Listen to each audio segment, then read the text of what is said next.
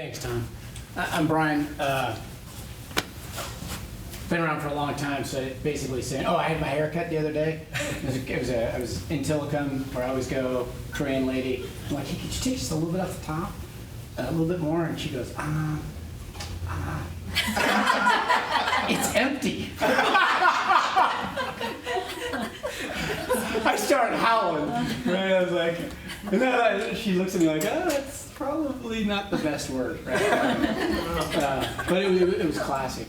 So when he was saying we've been around a long time, I'm like, yeah, I'm old, I've got an empty head. At least the top. It's migrating, that's what I should say. It's going south. One of the things when Tom and I talked about this, we were thinking of a title.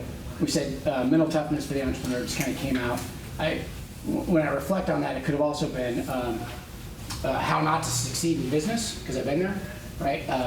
How to, I could say how to lose nearly everything, your money, your spouse, your sanity, maybe even your life, due to loss aversion and not understanding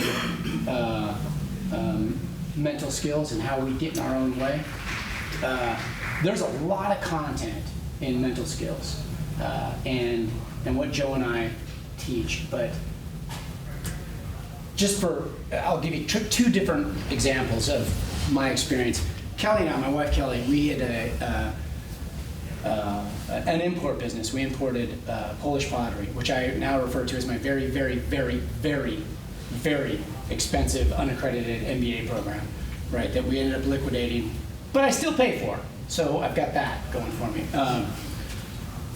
And it was a total disaster because some of the things that I did from the very start were ill-prepared, and some of the fears and things I got in my own way, good money after bad, that if I had taken a pause and thought about things, I might have just taken the hit and we wouldn't still be paying for it.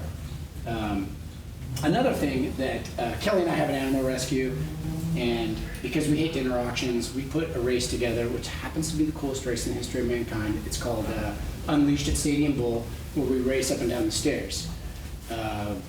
And putting a race together, which I didn't think of it initially, is also entrepreneurial. It is, you're creating something.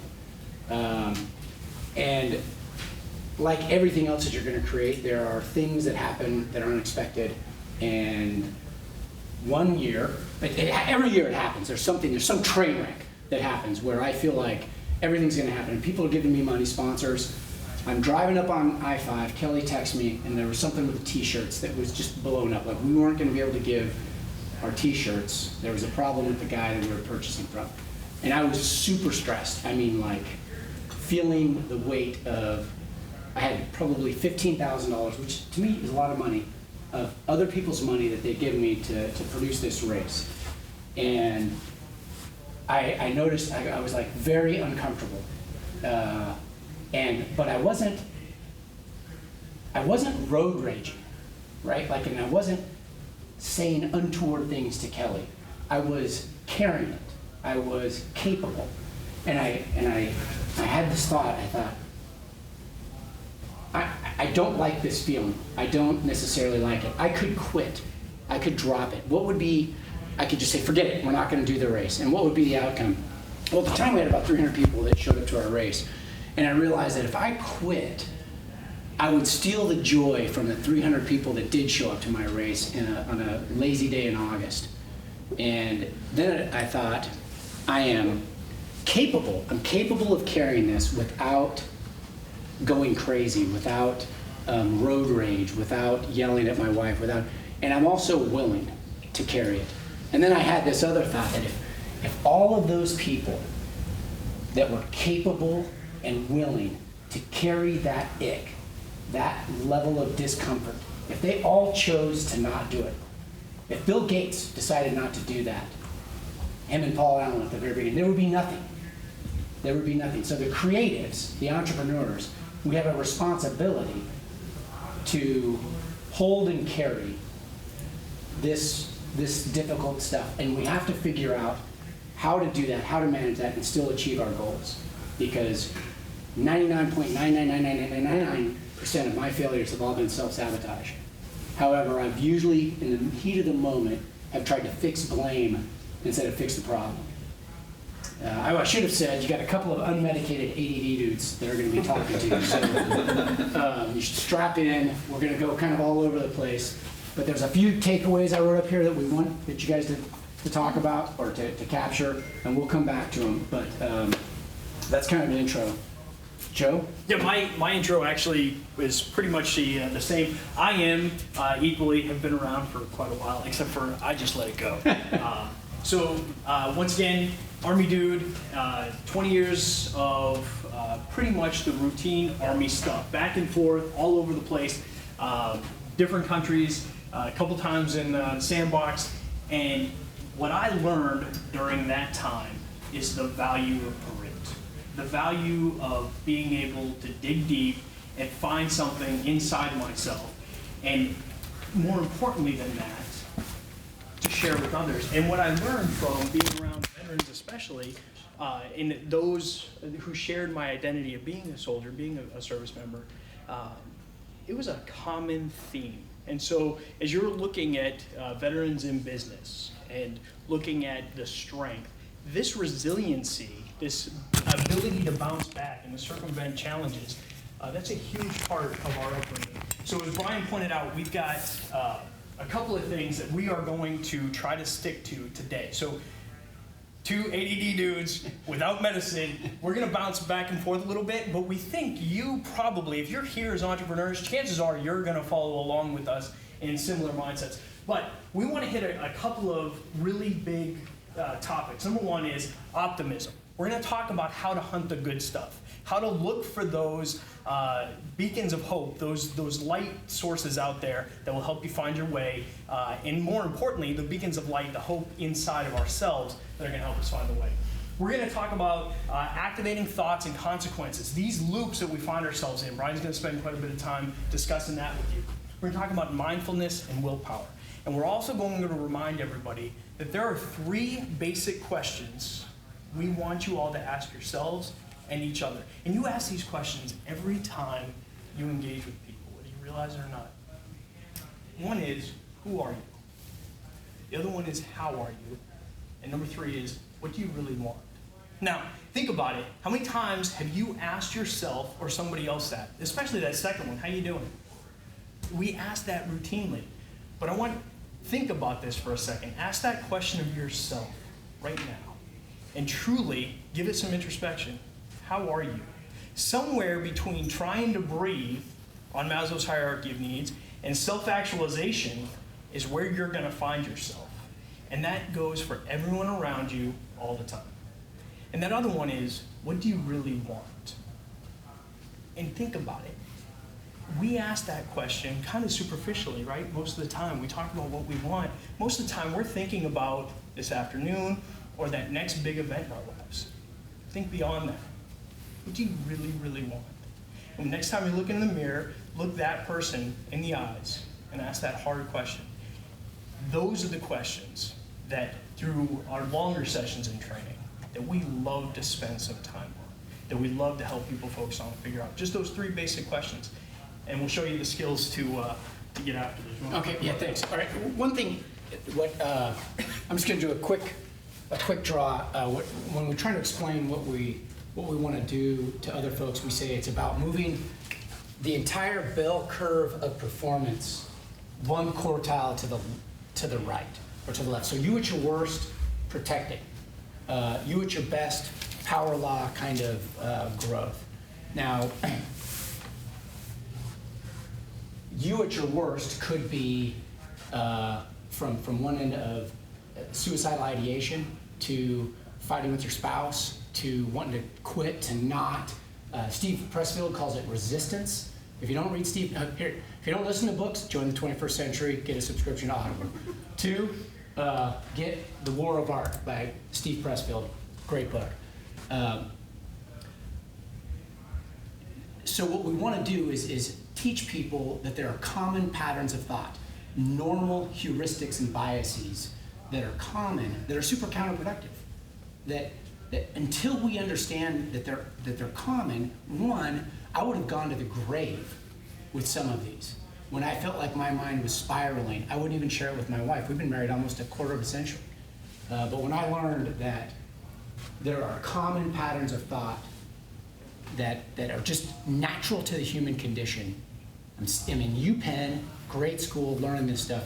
My eyes immediately welled, and I thought, I'm not crazy. I was a major in I was a steely-eyed, tough as nails combat vet, and I would have gone to the grave thinking that there were parts of me that were just madness, because I couldn't get out of my own way. I couldn't stop some counterproductive thoughts, and they're completely normal. So we talk about that. We also talk about who's heard the term "hope is not a method." Who's the Army folks in here? Anybody? Have you heard that? Okay, I was an intelligence officer, so that's what if I say as an intelligence officer, hey sir, I hope the enemy's going to be over here. The boss would be like, Nelson, sit down, go do the math, and tell me what's going to happen, not what you hope's going to happen. Right? Hope is not a method. However, we have a bias here. Has anybody heard of the negativity bias? Negativity bias. Why do we remember criticism much more than positive reinforcement? Because it hurts. No, it's evolutionary psychology, right? Because we are running on antiquated hardware and software. It was much smarter and easier to recognize the snake and avoid it and miss the apple when we're bebopping through the savannah, because it's pretty hard to continue to bebop when there's an asp locked onto your calf, right? So we notice the bad things first. It's a negativity bias. And that gets in our way all the time. So how do we overcome that? Your grandma probably said, count your blessings, right? Cultivate gratitude would be maybe the 21st century way she would say that. Why do we want to cultivate gratitude? Because when you think about negative thinking and being in a box, go all the way to the worst end of the bell curve, where one might be suicidal. It's like a tank going into defilade, meaning digging in, where everything is covered except for the turret. And the only thing that you can see is the battlefield between your aiming stakes. It's a very narrow view, and you feel like there are very few choices, no maneuver room. Now the commander, the battalion commander, the brigade commander, the division commander, who's back in the rear, is up and sees the entire battlefield. There's a lot of room to maneuver. There's a lot of ways to shoot the enemy, to avoid the enemy, to take action.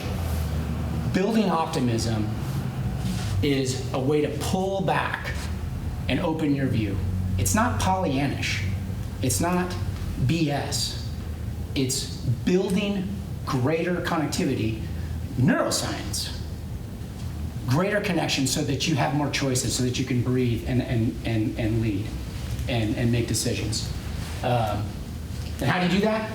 Practice. How do you do that? Each day, you consider 3 things. You write it down. You can either do it in the morning or do it in the evening. 3 things that happened that were meaningful and good. And then how you can repeat them. It takes you 5 minutes, less than that. And you do it every day. Why? Because you're building new neural pathways, literally building new neural pathways about how to view the world. You're growing and stretching your brain. So when the t-shirts don't come, right, or you lost that sponsor, or the bank tells you no, or there is something bad that happens, you have the ability to maneuver in your own head and solve problems. Let me add to that just real quick.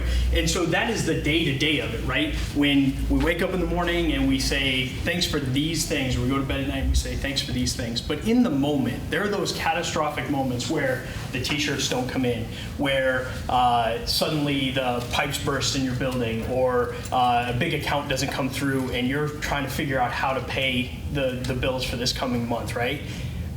In that moment, it works just the same. There is that silver lining that we look for in all these different situations, and it's in that particular time when we start expanding our thinking, because we become so focused on the here and now. Suddenly, this catastrophic thing just happened to us.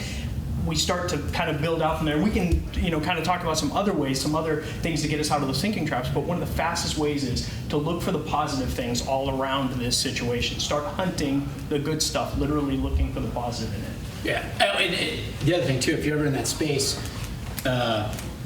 here's a great example. So Major Nelson sitting at his desk, typing away, fuming, right? There's a big dark cloud over my head, if you can picture. I got a jerk for a boss. He's a clown, classic, scary clown. And I hate him, he hates me, doesn't understand me. And so I'm sitting here in my own funk, just frustrated. But I have a window desk, because I don't feel great. I look outside and I see Joe walking across the ice and just slipping and falling and busting himself big time. To be clear, it wasn't this Joe. Right. I see anybody that falls and hurts themselves bad. In an instant, I'm out of the chair and I'm running out to help this person. Where did my funk go? What happened to that self-centered, whiny, woe is me thought? It disappeared. Poof, in an instant. So another thing that we talk about, we didn't write on here, is connection, right? Brene Brown calls it the irreducible human need, is to connect. So an immediate way to get out of your own way when you're in a funk is go serve. Go connect with somebody immediately. Or think about serving somebody.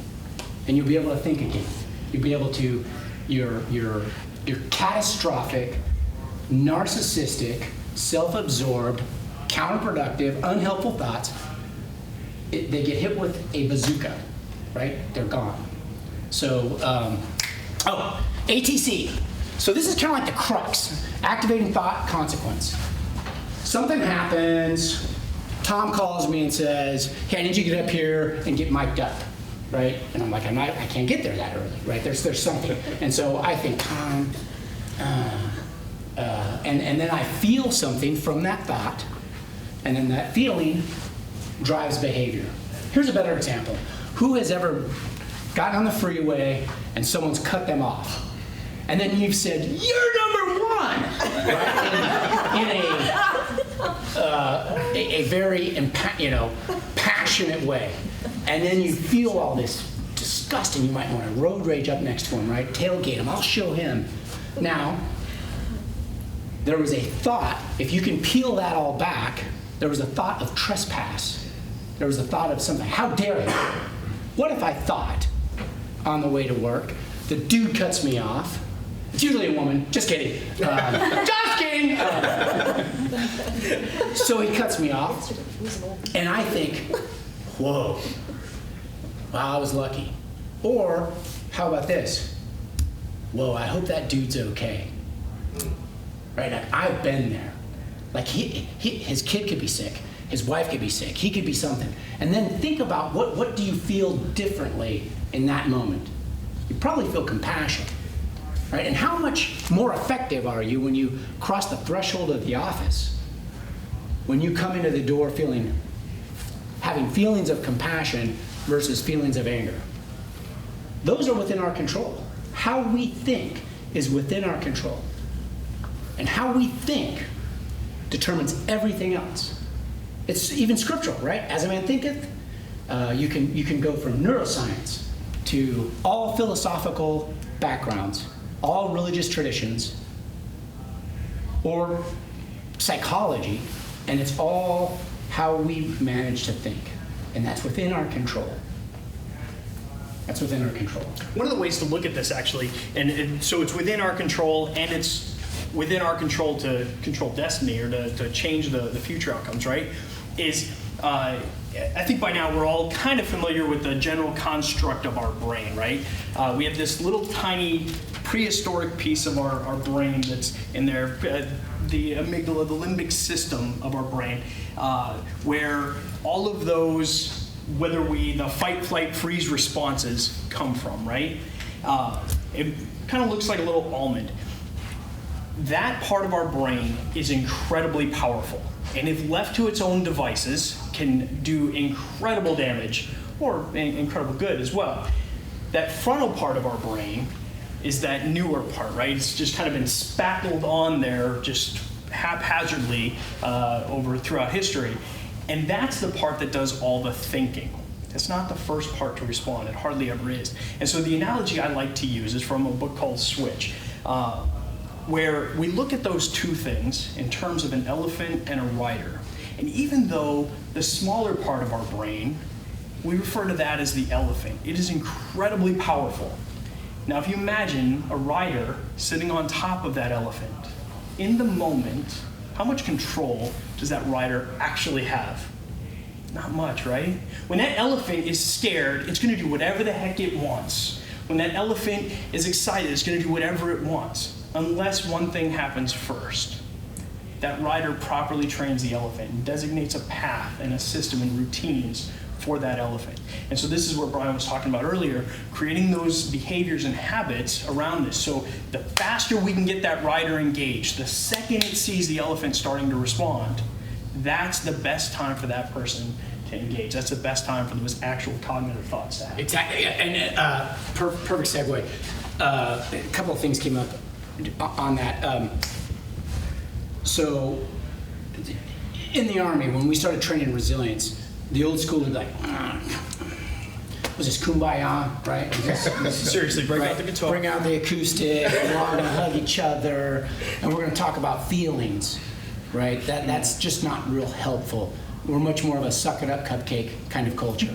However, what I like to say when Joe was talking about the brain, it's a perfect analogy. The amygdala is like the first brain, and the prefrontal cortex is the newest. It's the nubile, right? It's the teenage brain in the evolution. They did an interesting experiment. It's called the Ohio Gambling Institute, or Ohio Gambling Experiment, yeah. And so you've got undergrads, right? They're always the ones we like to poke around. You got four stacks of cards, and the decks are loaded. And so what you have to do is that the game is turn over red and it's bad, turn over black and it's good, basically. And what you want to do is have more good. You lose money or gain money, right? And so they start flipping, and they're all hooked up to all this biorhythmic feedback stuff, these young undergrads. By the 10th, as they're turning over these 4 different cards, by the 10th turn, when their hand goes over a loaded bad deck full of red, they begin to sweat. Their body begins to tell them, bad. It takes until about the 90th turn for us to figure it out. Right? So for the prefrontal cortex to catch up to the amygdala, it takes 9 times as long. That's another way to look at it. So what I would tell my soldiers is we ignore our feelings at our own peril. Not that we should be driven by them, but we ignore them at our own peril. Another way to think of it is sensing. Maybe that's an easier thing for the men to discuss instead of feelings, but it's all the same stuff. None of this, just like we do in the Army, we don't do anything without rehearsals, without training, without practice. None of this comes initially. You cannot be in the heat of the moment with catastrophic, horrible things going on in your life and in your head and expect to pull yourself out of that and unless you've developed those skills. They're called mental skills, not mental innate abilities. So another component, I think, if mental skills are like a meta skill for whatever we want to do, because as a man thinketh, then I would say mindfulness is the meta skill of mental skills. If we cannot, I like to think of thoughts as a luge, right? There are times you've had a thought that has happened so many times that when that happens, a particular instance happens, you are on a track and you are down a thought pattern that you cannot get up. It's fast, it's faster than the speed of light. Without being able to recognize that we're about to tip into that, without the mindfulness to sense the things around us, what's going on inside our own head, none of that is, we will be driven by our old patterns of thought to do the same thing every single. Who's ever thought, I did it again? I did. Always, always, always, right? Me. I will never, right? Or these types of thinkings. those are the counterproductive, normal, you're not crazy, normal, welcome to the human condition, right? Types of thoughts. And so without learning to recognize, and the key is mindfulness. That's the meta skill. And so how do you gain mindfulness? Well, you practice. How do you do that? You do something, I would say meditate. In the Army, because we're not a bunch of hippies wearing robes, we call it tactical breathing. Isn't that cool? Right? I mean, really. So let Joe think about, like, I don't meditate. But what do you call it now? But I'm a tactical guy, and I tactically breathe. That's all it is. So here's, I guess, one other takeaway. What I would say, if you were ever going to say, 1, count your blessings. Do it every day. It helps. 2, if you don't meditate, start. It's hard. Here's the thing about meditation. I'm a little ADD, a skosh, right? Like right here. So I used to fail all the time at meditating, as what I perceived as meditating, because I'd sit down, a squirrel, right? Whatever. I start thinking about anything, and then I think, another pattern of thought. Okay, I suck. I can't do this. Forget about it. And I've lasted about 45 seconds. So what I did was I told myself, I am going to gut through 5 minutes, come hell or high water. When I started meditating, it was about 6 years ago. And I'd set my timer on my watch, and I'd sit there, put it on my desk, and I'd sit, and I would just try and count my breaths, or there's many different practices of meditation. And I would go through torture. It was, but I wouldn't move for 5 minutes. But here's something that I didn't recognize when I was 20 and trying to do this. Every time my thought went off and I was thinking about butterflies or working out or my dogs or whatever, and I recognized that I was not thinking about my breath and came back, that is a rep. That's 1 pull-up. That's the whole point of meditation, is to catch yourself getting off track and bringing it back to what you really want to do. And that is the meta skill. That is where we practice that for just 5 minutes. And then you can extend it to a little bit longer, and then to a little bit longer. And then when we are in the heat of the moment, we are out in the world, we begin to recognize, same thing, I need to write this business plan. I need to finish I need to stay reading this book. I need to do whatever I need to do, and I start thinking about butterflies. Like, no, that's not what I want to do. I want to pull myself back. That's it. But it doesn't come without practice. It's training. And I think that is, for that next step, that perfect segue to where we're going with this ultimately, which is, and Brian has a great explanation of willpower, so I'm not going to steal his thunder, but that day-to-day mindfulness of being able to bracket ourselves back in is absolutely imperative. Brian, do you want to kind of jump into willpower? Oh, yeah. Okay, so has anybody read there's a couple of good books. One's called Willpower by Roy Baumeister. Baumeister is a prof at, I think, South Florida, somewhere in Florida. And another one called The Willpower Instinct, written by Kelly McGonigal. She does a TED Talk. Both of them, I think, do TEDs. They're pretty good. But so the bottom line about willpower is it's a muscle. It's a muscle, and you can think of it a few ways. Either a muscle that can be strengthened, but will also exhaust. We will run out of strength. Willpower is not mutually exclusive. You are not necessarily strong in will, or let me say it this way. If you are strong in willpower about not eating the Twinkie, that same level of willpower is helpful to hold your tongue, bite your tongue, and not saying something unprofessional when you really would like to. Willpower goes across all domains.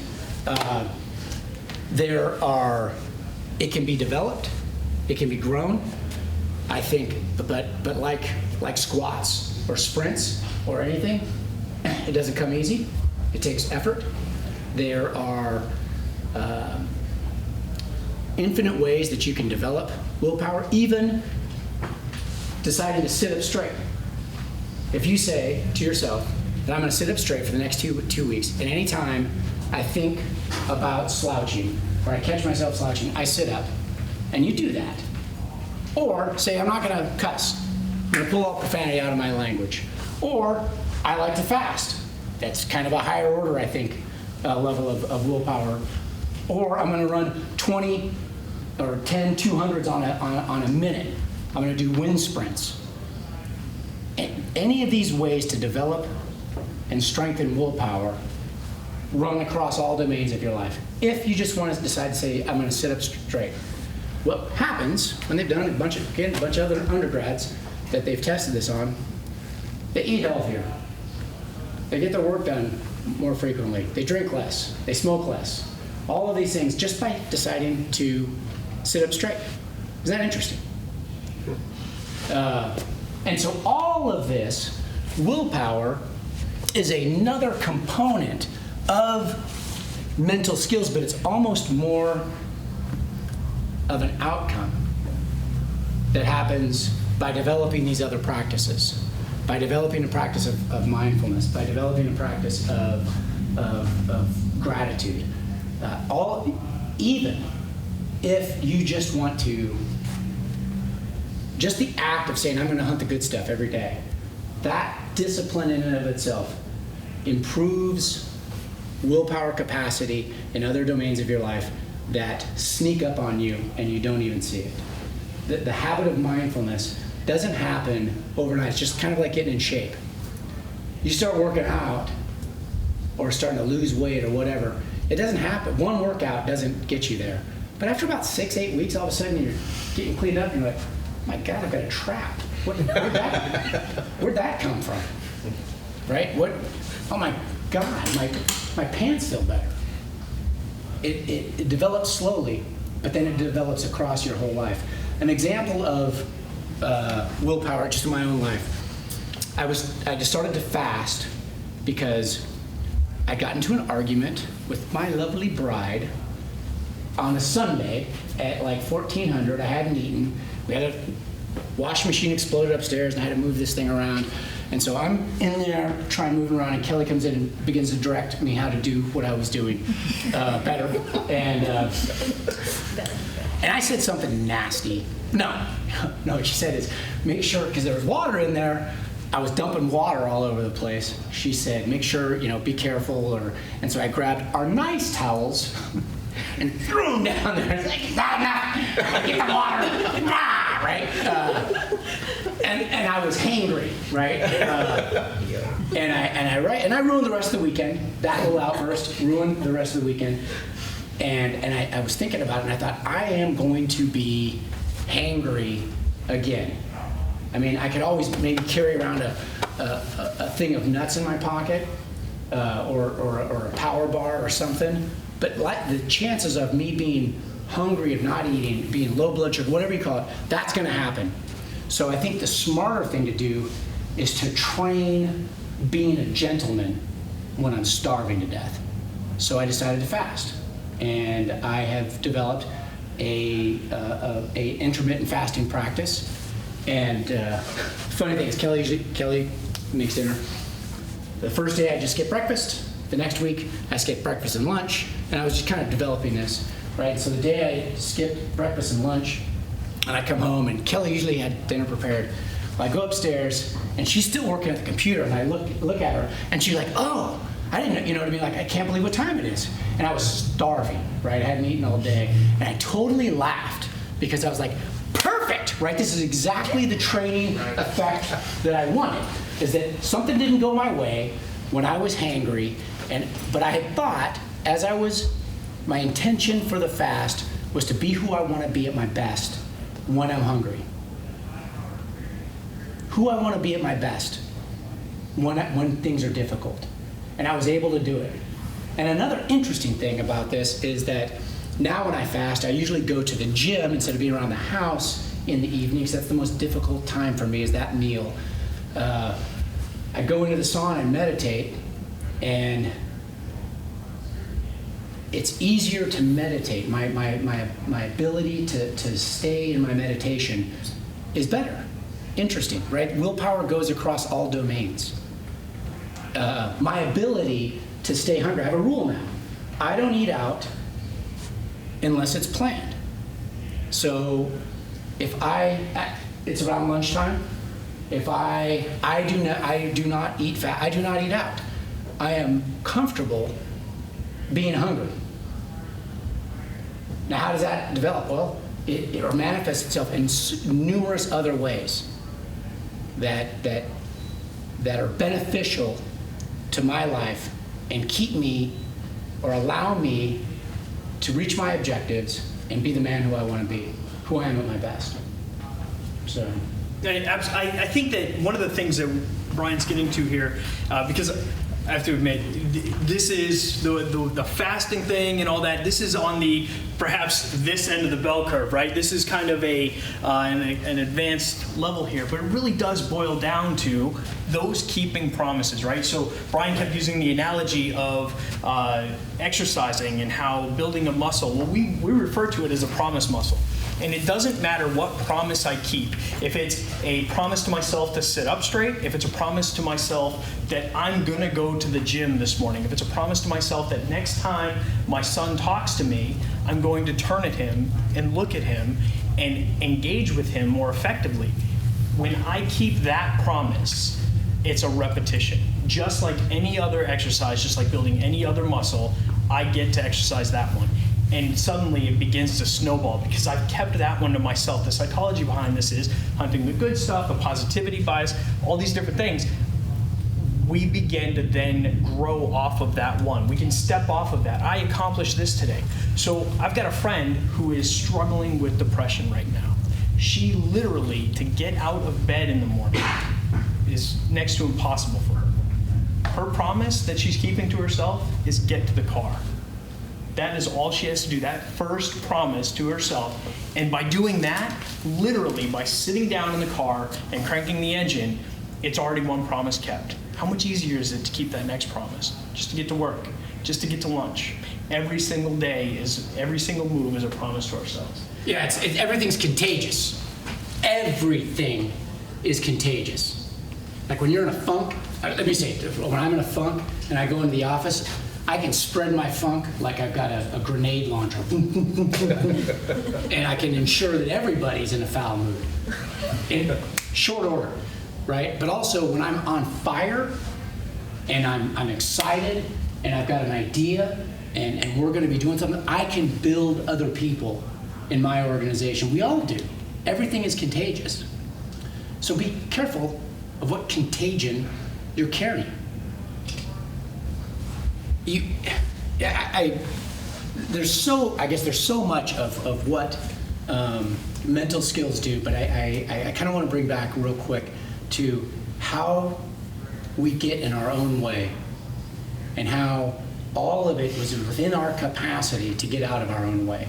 We built a program in the Guard called Fit and Resilient. So we had guys that couldn't pass the PT test and were busting tape, basically not meeting the height weight standards. And so we combined mental skills with fitness and nutrition. And everybody thought it was going to be, like the Biggest Loser, like the Fat Farm. And the first thing we said is, hey, this is a shame-free zone, guys. Right? We've all eaten one too many slices of pizza. We've all avoided exercise. And it's not like soldiers don't know how to do a push-up. It's not like they don't know how to do a sit-up. They don't know how to run. That's not the issue. The battle is between the alarm clock and the YMCA. Who has ever taken a nap on a flat bench? You've taken a nap on a flat bench? Anytime I've crossed the threshold of the Y, I've got it done.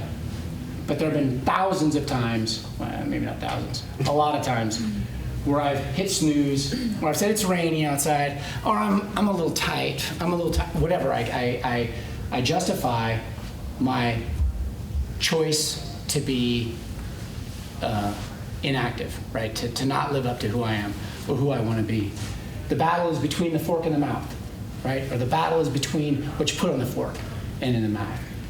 You can't outrun a Big Mac, right? It's round. It's a wheel. Now you can't in your 20s, right? But not in your 30s and 40s. You just can't do it.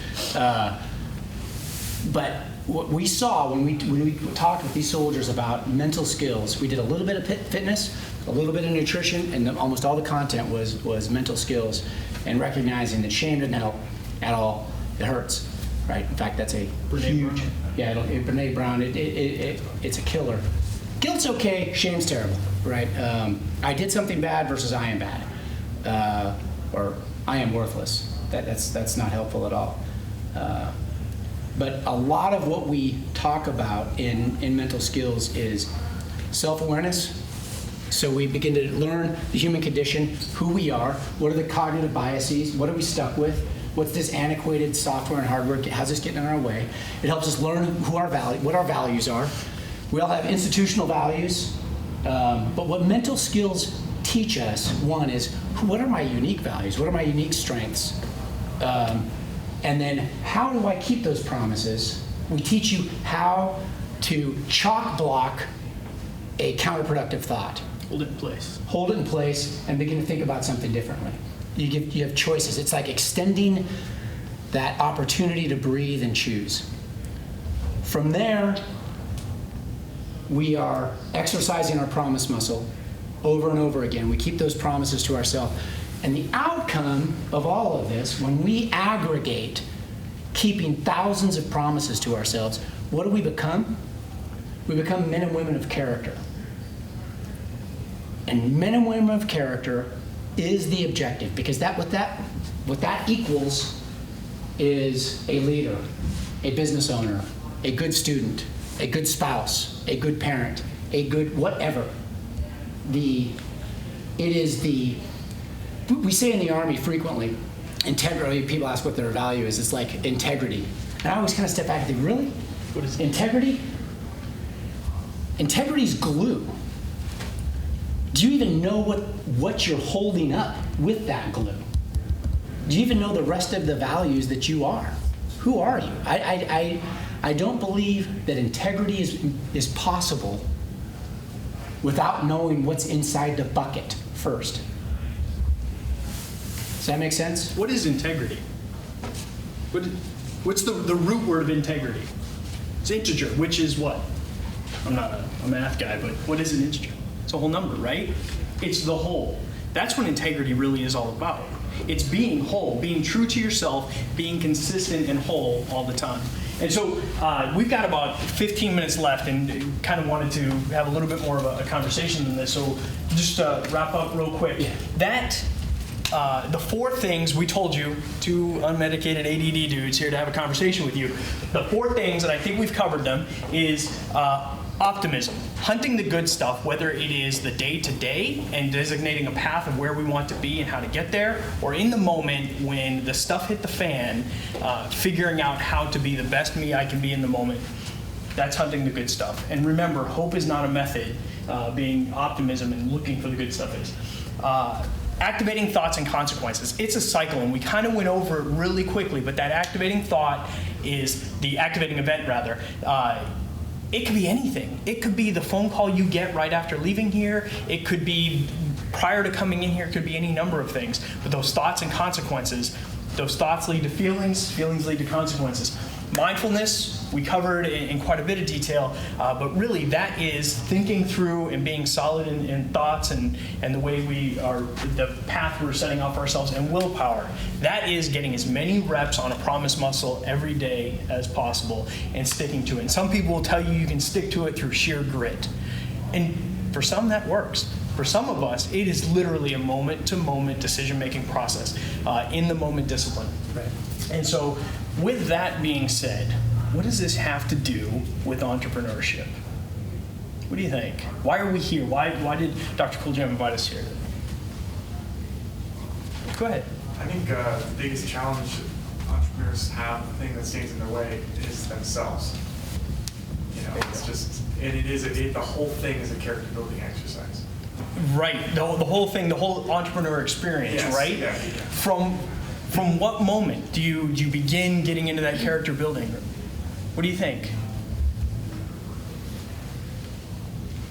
the moment you say, I'm going to do this. Right, exactly. So then, and that's what I was hoping you would say, to be completely honest. The moment you commit to this is what I'm going to do next, right? It doesn't matter whatever business we ultimately see ourselves in. Brian and I working as consultants. We've got friends opening a brewery. I mean, there's any number of things we could be doing, right? The moment we start that is really a big promise we're trying to keep to ourselves. When's it tested? The whole process. The whole process. Every day from, I was expecting somebody to say, the first time we tell someone, right? Anybody going into the entrepreneur arena been told, I don't know that that's such a good idea, and here's all the reasons you shouldn't be doing this? Joey killers, Joey or we call them bankers. I'm just kidding. What? Right. It's tested in those moments too, so the entire process from beginning to end. The cycle of thinking that we talked about, when does that typically hit folks? When do you experience it? That catastrophic thinking, when does it hit you? Late at night. Late at night is when it hits you? When things first start, when you realize how hard it actually is. The first moment you're like, oh my gosh, I have to. No, but in your day, Oh. when does it normally hit? So a lot of people tell me late at night. Anybody get hit first thing in the morning, just as they're starting to get out of bed? Check Okay. your email inbox. And you check your email inbox. How do you break yourself out of it? Do you have a plan right now? What's working for you? I go to sleep. You eventually go to sleep? I get to a point where I'm so exhausted that it doesn't matter what someone tells me. I wake up the next morning and look at it and go, whatever. So it's literally Just to the after point an of, 8-hour day, you don't see, or 18-hour day, you don't see straight. this is a very true statement. And ultimately, though, do you feel like that maybe affects your decision making? I don't make decisions at night. Probably. People look at That's me mindful. literally Yeah, and very- say, right. go get some sleep. That's You'll be mindful. good in the morning. And so kind of why I was asking this, and I know we've only got a couple minutes and we've already got folks that have to leave, is what happens is on this bell curve, and this is ultimately the way Brian and I see this going in the long run for every organization. And this is organizationally and individually, right? This applies either way.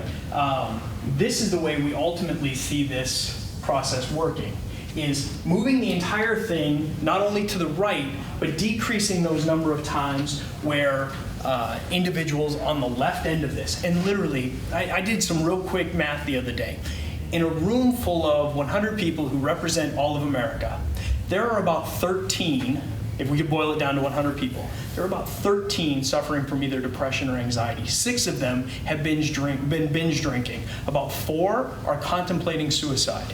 There are some serious issues on this end of the bell curve, right?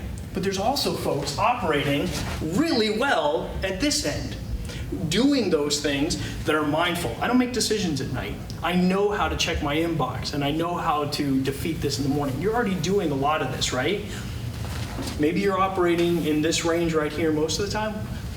Giving yourself a vocabulary to this, and we hope, so we didn't want to focus on just negative stuff today. There's a lot of good positive stuff, but now hopefully you got a little bit more vocabulary to help you deal with What it. about the environment? I mean, if you're hanging around negative people, you're going to be negative, right? Everything's contagious. Right. Like Brian was saying, that grenade launcher, absolutely. Yeah. But, some of those negative people are fun to hang out with, too, sometimes, And how do you get away from them? Because you want to hang out with them, smoke cigars and drink scotch, Being mindful about what your limitations are, right? If you can be around, let's say, less positive influences in snatches, in little bits, that's great. But I think if you surround yourself, I've heard, I think we've all heard this, you are the reflection of the 5 closest people in your life all the time. So if you are hanging out at the roadside every day at 1700, drinking Coors Light out of a plastic cup, pretty soon your name's going to be, your first name is going to be on your shirt, right? Not your last name. So who we surround ourselves with is huge. But that again takes the mindfulness to be able to be self-aware enough to know what you want. One of the first things we like to address with groups, remember I asked those first 3 questions, and I really hope those resonate with you. Who are you is the very first one I ask folks, and it doesn't matter what type of class I'm teaching or what group I'm working with, and even if it's just a quick session like this, just to let it resonate. But this is one of the activities I like to use. Your 5 satellites, Brian gave the analogy, show me your 5 closest friends, and I'll tell you who you are. Do this on your own. This is me. And these are my 5 satellites, the 5 people who influence me the most. Kind of run this both long-term throughout your life, here in the moment, and then look at this. Now, do your own evaluation of these 5 people. Ask yourself about cognitive diversity. How do they think? Is it different than the way I think?